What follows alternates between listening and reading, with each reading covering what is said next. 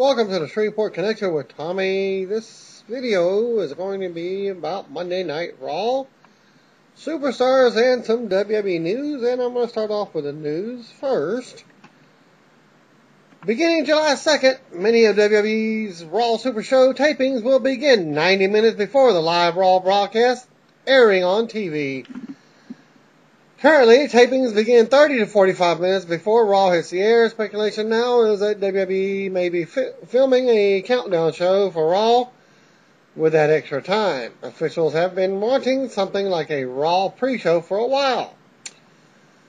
WWE is also looking at doing a Lucha Libre show with high-flying Spanish wrestlers and Spanish announcers, with the cruiserweights as a spotlight of the show, and that is set for November. Bottom line is that WWE is looking to do a lot more TV shows this year to fill out the entire week for their supposedly network launch. NXT FCW being taped at Full Sail University soon. Word is that WWE will still be taping another show on Tuesday nights before Superstars and SmackDown tapings. Regarding the new tapings at the Full Sail University, which is going to be the home of NXT in the near future. In other words, every Thursday night will be the taping for the show. Possibly live, we don't know yet. Speculation is that JR, that's Jim Ross, and William Regal may end up announcing that show. The new tapings are being described as Triple H's own project and something that Vince McMahon doesn't have his fingerprints on yet. WWE and Full Sail University issued a press release on yesterday. That was Monday afternoon to tout their partnership via the university's performance venue, serving as a new home for WWE NXT tapings. WWE is planning to use students from the school's entertainment-focused degree program to work behind the scenes. Plus, WWE is creating a new scholarship that will be funded by proceeds from tickets and merchandise sales. And from what I've understood, the first show has already been sold out. Okay, I'm going to go see. WWE has always been a leader in creating superstars in front of the camera. Now, with a unique partnership with Full Sail University, WWE would develop stars behind the camera as well. Triple H said, with the opportunity to host events at Full Sail's top-notch facilities and the chance to tap into Full Sail's greatest resource, its students, we are expected to provide the real-world experience while giving us a fresh, creative perspective from ambitious students. You can read more at corporate.wwe.com. Press release also noted that NXT tapings will be open to students, faculty, and the general public. One reader was told only students and faculty would be allowed at the taping, so it is good to hear that that's not the case. And the University Facebook page has announced that tickets for the May 17th show, which is this week, tapings have been sold out. And thanks to Devin Cutting of ProWrestlingEvents.tk for that news. Okay, I'm not sure what the venue holds, but WWE went above and beyond for the first taping by advertising these stars in the first show. Triple H, Sheamus versus Alberto Del Rio for the World Heavyweight Championship. R-Truth and Kofi Kingston versus Primo and Epico for the WWE Tag Titles. And it's unknown when this program will be shown on TV. And also, WWE is advertising a pair of dark matches for Monday's Raw show. CM Punk faces Chris Jericho in an Anything Goes match for the WWE Championship. John Cena and Randy Orton and Sheamus versus Kane, Daniel Bryan, and Nord Tensai in a 6-man tag match, and thus being a double main event dark match. Happy birthdays for the following: Vader, Dr. Death, Tommy Rogers, Robert Fuller have all had birthdays on Monday. Vader turned 57 years old. His real name is Leon White. He was born May 14, 1955.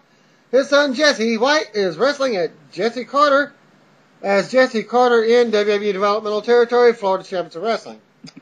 Dr. Death was born on this date in 1960. He died December 29, 2009, following a long battle with throat cancer. Tommy Rogers, a.k.a. Thomas Couch, real name of the Fantastic, turned 51. He was born May 14, 1961. Longtime pro wrestler and manager Robert Fuller, a.k.a. Back in WCW, Colonel Robert DeBeer. Robert Parker turned 61. He was born May 14, 1951. Yesterday was Zack Ryder's birthday. He turned 27. He was born May 14, 1985. And he lost in a dark match prior to Raw.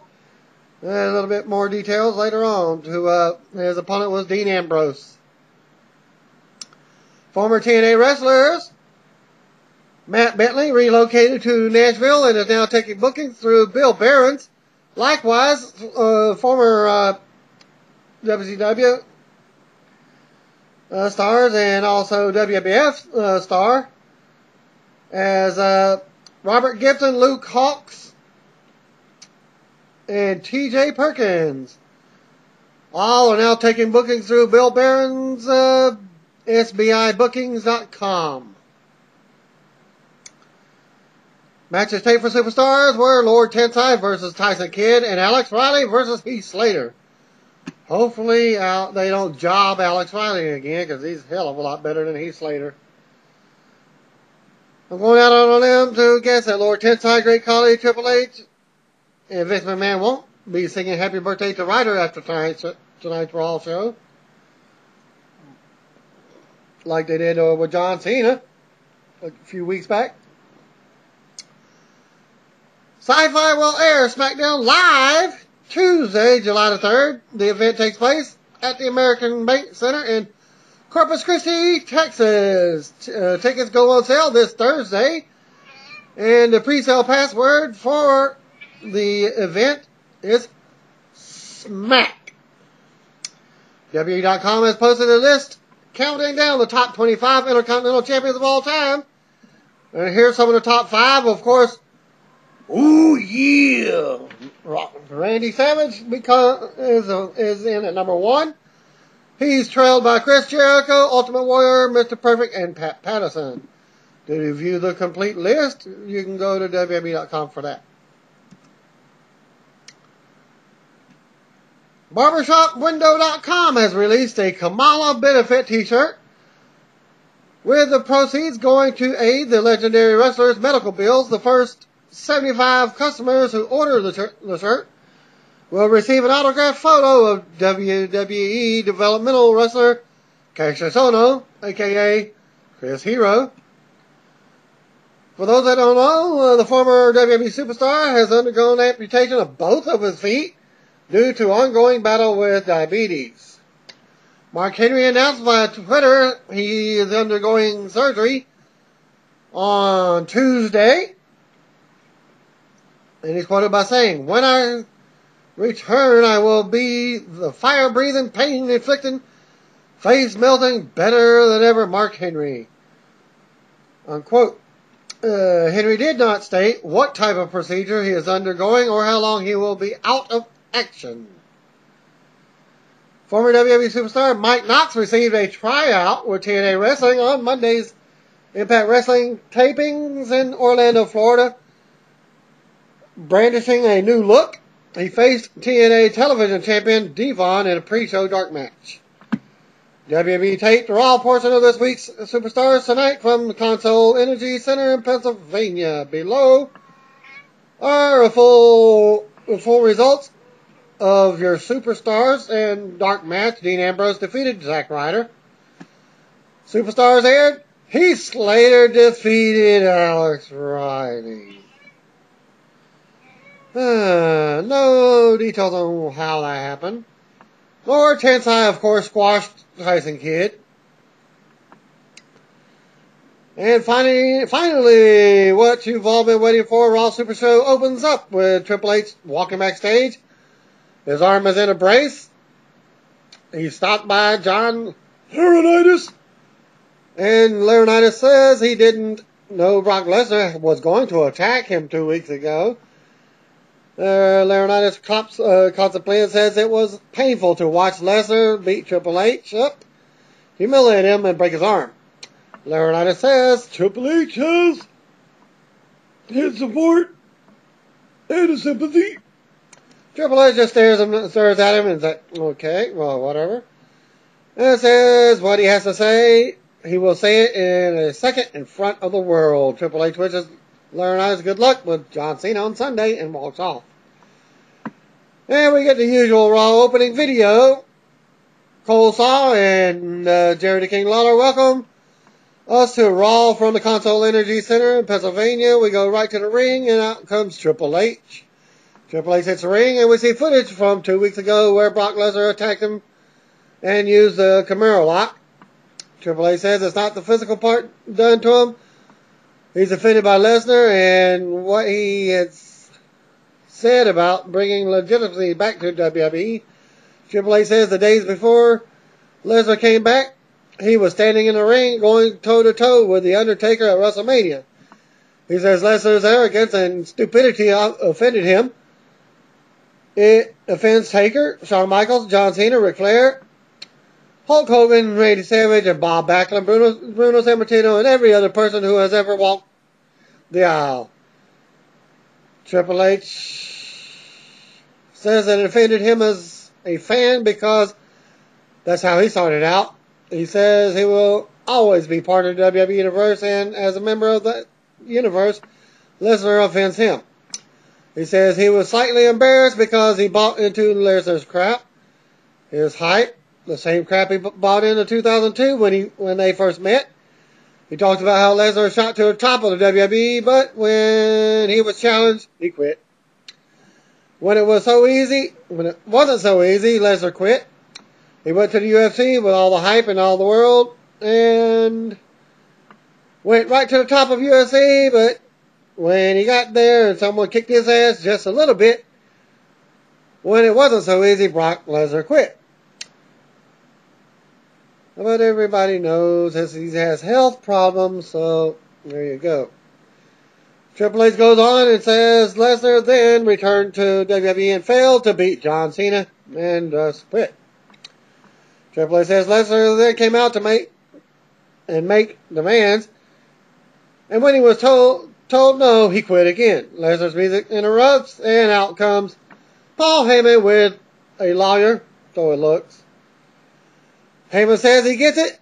This is damage control. He says Triple H lost the biggest star, and now he thinks he's a businessman, but as a businessman, he screwed up. Heyman calls this an open and shut case and says his client entered an agreement with John Laurinaitis on live TV. Heyman then says Triple H defiantly tore a contract up, and that's called breach of contract. Heyman then said Triple H brought a fighter into an entertainment company and then didn't like it when he wanted to fight. The lawyer served Triple H with some lawsuit papers. Lesnar is suing WWE for the millions of dollars that they owe him. Lesnar is disappointed at the way things turned out. On a personal basis, Lesnar expected much more from Triple H. He expected a fight, but got a sniffling, conniving corporate ant that hasn't lived up to the hype that has surrounded him. Heyman then goes on, and Triple H grabs him by his mouth and backs him against the ropes. Triple H lets him go and backs off. Triple H throws the papers down and says to tell Lesnar that he will get everything he deserves. Triple H leaves, but Heyman grabs the mic Heyman says Triple H just screwed up again. Now he's got another lawsuit coming his way for assault and battery. Heyman says he will see Triple H in court, and the crowd boos. Well, Triple H is standing midway about the ramp. He looks back, and and that was basically, he just walks to the back afterwards. They go to the announcers, and the announcers are just, it's like Jerry Lawler's like, what just happened? Okay, then they go to a look back at Big Show picking up Laurinaitis last week. Tonight, if he doesn't apologize, he will be fired. Kane versus Big Show is also announced. A face-off with John Cena and Laurinaitis is also set for later on tonight. It's unknown if this is a legitimate story about him, about Big Show leaving WWE, as retiring, or I don't even know myself. I've done some research, but came up silch, nothing yet. Okay, CM Punk and Santino Marella versus Daniel Bryan and Cody Rhodes was up first. In the first match to go to the ring, out comes CM Punk for some tag team action. They immediately go to commercial, and then back from the break comes the United States Champion, Santino Marella. Intercontinental Champion Cody Rhodes is out next, followed by Daniel Bryan. Punk and Cody start things out. A lock up. And go to the corner. Cody tries to take control, but Punk slaps him and throws him around, throws him to the corner. Punk wants Bryan to come in. Punk ends up dumping Cody to the floor. Bryan runs in, and Punk tosses him onto Cody. Santino comes in, and Punk dives out onto Cody.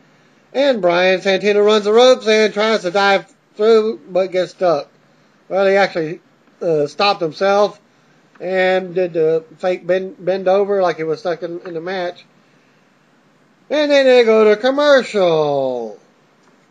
Back from the break, and Cody is working Santino over. Santino tries to fight back, but Cody drops him and tags in Bryan. Bryan hits a drop kick to the face in the corner.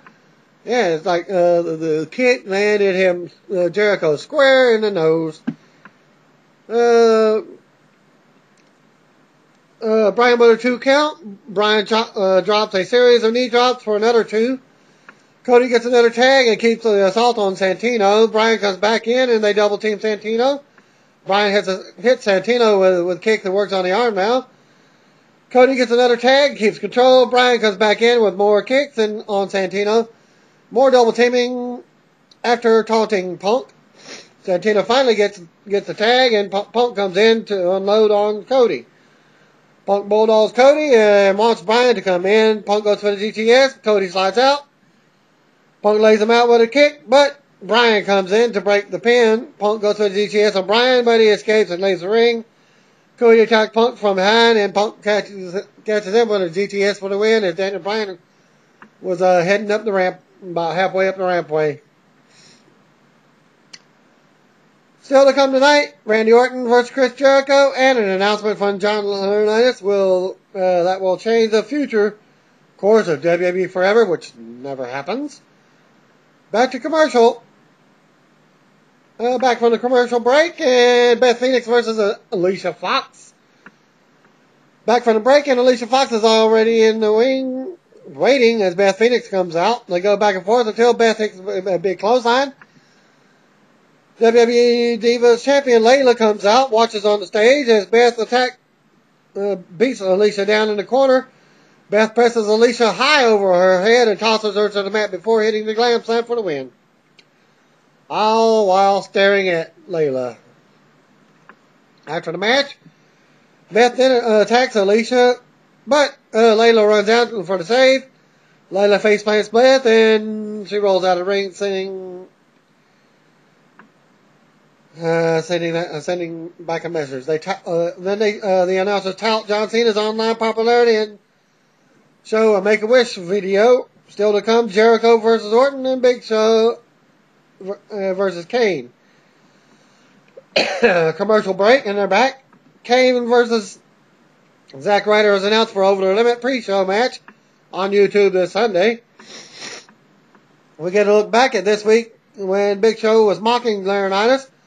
And then the in-ring segment where Eve Torres demanded an apology, which he on SmackDown, where Laurinaitis screwed Show in the Daniel Bryan match, then confronted him, demanding him an apology tonight. Back in the arena, here comes Laurinaitis with David O. Tonga. And of course, Big Show versus Kane match. This match was distracted by John Laurinaitis. Okay, back from the break. Out comes Big Show. Kane is out next, and Laurinaitis will be watching this one from ringside with Otunga. They lock up and go at it. Kane hits a bunch of shoulder thrusts in the corner and comes back with the right hands. Show turns around and hits a bunch of body blows. Show with headbutts, but misses the splash in the corner, and Kane trips him. Kane with a crossbody for a 2. Kane with a headlock now. Show comes back with a clothesline and scoop slam. Show goes for the second rope and comes down with a splash, but Kane moves out of the way. Kane comes down from the top, but Show grabs him for the choke slam. Kane fights it off, but Show tosses him out of the ring. Show whips Kane into the ring fan barrier and spears him out on the floor. Show brings him back in the ring. Laurinaitis takes a mic and he demands an apology now, which distracted Big Show. Big Show turns around and Kane choke slams Show for the win. But Show did you might say did the back fall away just a few seconds, milliseconds before Kane was about to choke slam him. I called that one right as I seen it. Since my job has they actually let everybody off on this Monday, so we will have to make it up for on Saturday. So I'll have 4 days in a row and then a half day. So Kane won that match. After the match, Laurinaitis enters the ring and tells Show to get up and face him. Laurinaitis reminds Show that he's the leader and the one in charge, so he shouldn't be making fun of him. And then demands an apology and says it's better he better do it good or he's fired. Show says he's been thinking about how he would say what he would say to Laurinaitis today. He broke in WCW when he was 23, and this is his life. Show says he's done it all and finally has had his WrestleMania moment. Show says it's a part of him and can walk away with his head held high with no regrets, but the truth is he loves what he does. He loves waking up every day, performing for the fans. Show starts crying and the fans chant for him. Show goes on and says if Laurinaitis has an ounce of decency, which he doesn't, he will continue to let him do what he loves. Laurinaitis says that was nice, but he didn't hear an apology. Show apologizes twice. Laurinaitis now wants Show to get on his knees and beg for his job. Show goes to drop to his knees, but hesitates. He's only teasing. This goes on and begs for his job. Laurinaitis has Big Show discuss him, but finally he will reconsider. Big Show is still crying as Laurinaitis and Otunga leave the ring. Laurinaitis stops on the ramp and says he's already decided. He goes to fire Big Show, and Show starts crying again. He drops to his knees, and the crowd boos. Show cries some more and says he is sorry for picking on Johnny's voice and will never do it again. Laurinaitis says he still isn't happy and wishes Big Show the best in his future endeavors. And Laurinaitis smiles. And Big Show, you're fired. Show sits in the ring on his knees, just cries as they go to commercial. We see the replay of Show getting fired as Cole and Lawler play up the series of the situation after the commercial break. Brodus Clay, Kofi Kingston, and R-Truth versus The Miz, Dolph Ziggler and Jack Swagger with Miss Piggy Guerrero. Go right to Brodus Clay's music, and his dancers come out. Lawler is still stunned at what happened with Big Show. Out next comes his partners, the WWE Tag Team Champions, R-Truth and Kofi Kingston. Out next comes The Miz, followed by Vicky Piggy Guerrero, and she introduces the next WWE Tag Team Champions, Dolph Ziggler and Jack Swagger. Truth and Swagger start things off. Clay comes in quickly and things get crazy as everyone else gets involved. Miz, Swagger, and Dolph end up on the floor as they go to commercial. Back from the break, Ziggler goes at it with Truth. We say AEW, Mason Ryan, that's Abraham Washington, Mason Ryan, Primo, Epico, and Rosa watching from a skybox. As there was a camera way up in the nosebleed, and they were just painting through the arena and slowly go right to them. Okay, back to the match. Let's see. Yep. Miz came in and continued the assault on Truth. Kofi gets the tag and unloads on Miz. Kofi hits the SOS, but the pin is broken up. Ziggler runs into the big headbutt from Clay. Clay tags himself in as Kofi hits Trouble in Paradise on Miz. Clay comes in and hits the big splash for the win. After the match, the champs and brothers bring a bunch of kids in the ring and dance with them. Up next is Orton versus Jericho after the commercial break. Alex Riley is backstage walking with CM Punk as they're talking, and AJ Lee walks up. She wishes Punk good luck for Sunday. He says he doesn't want to get involved with her and Daniel Bryan because he doesn't need the drama. Punk says he doesn't trust Bryan, and while he's known AJ, she's been pretty unstable. And Punk walks away and says he will see her later and walks off. World Heavyweight Champion Sheamus comes out for commentary on the next match, Jericho versus Orton. Out first, Jericho, followed by Randy Orton. They lock up, and Orton takes Jericho down first. Orton with more offense and a quick pin attempt. Orton with a drop kick now and a clothesline that sends Jericho out to the floor. Orton stands tall as Sheamus looks on as we go to commercial. Back for the break, Jericho takes control. Jericho with a 2 count. Orton fights back with right hands and an uppercut. He beats Jericho back in the corner, but runs into a big boot. Jericho with a drop kick from the second rope and a 2 count. Orton comes back, makes a comeback with a clothesline and power slam combo. Orton hits backbreaker. Jericho blocks the second rope DDT and dumps Orton out to the floor. Jericho taunts Sheamus at ringside. Out of nowhere, Jericho grabs Orton and throws him into Sheamus. Jericho brings Orton back into the ring, but Orton catches him and hits the draping DDT. Orton hits the mat, but Sheamus pulls Jericho out of the ring and clotheslines him for the disqualification. Orton is pissed about the disqualification, confronts Sheamus at the bottom of the ramp. They argue, and Orton challenges him to get in the ring. They both enter when the referees come down to keep them apart. And there was like 6, 7, 8 referees coming down. And how many of them actually had him to referee a match? I'm wondering. Still to come tonight, a face-to-face meeting between Laurinaitis and Cena. Back to commercial. And that was one hilarious segment with them. Back from the break, and we see a clip from earlier when Big Show was fired. It's announced that E. Torres is making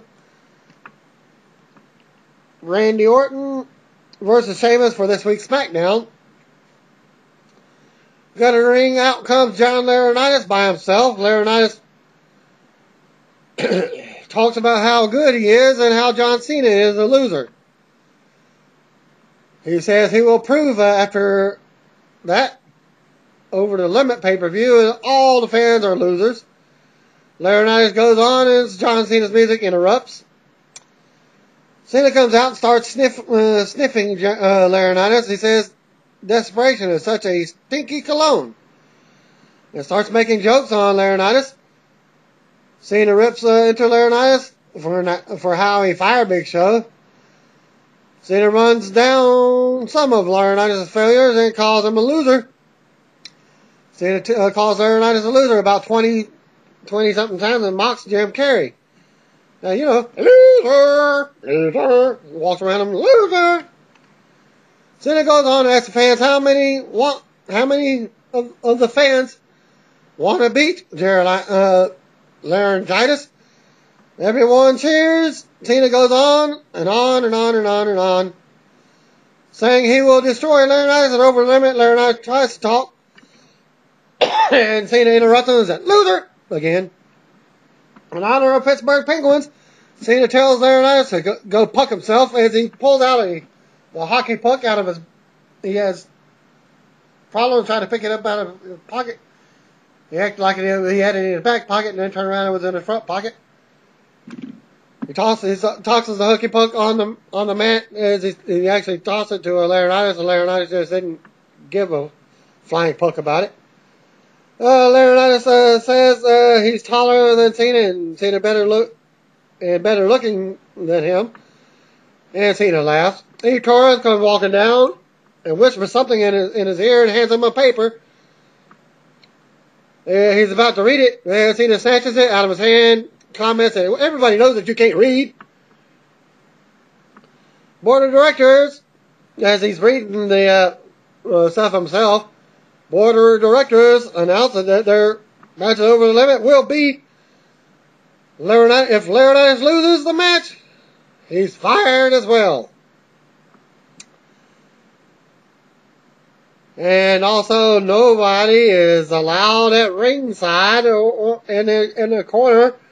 And if anybody interrupts, they will also be fired as well. Well, at that point, Cena's music hits, but he wants to hear the big announcement that they are hyping earlier. Laurinaitis just smacks Cena and leaves the ring. So that was the big announcement. Laurinaitis storms off to the back as Cena looks off as Raw goes off the air. After Raw went off the air for the dark match, John Cena left the ring and went to the back. The first dark match was CM Punk defending the WWE Championship against Chris Jericho. Punk defeated Chris Jericho clean with a GTS. Cena came back out for the next match, for the main event. And he teamed with Sheamus and Randy Orton to defeat Lord Tensai, Dolph Ziggler, and Kane. And that ends my Raw results. Also Superstars.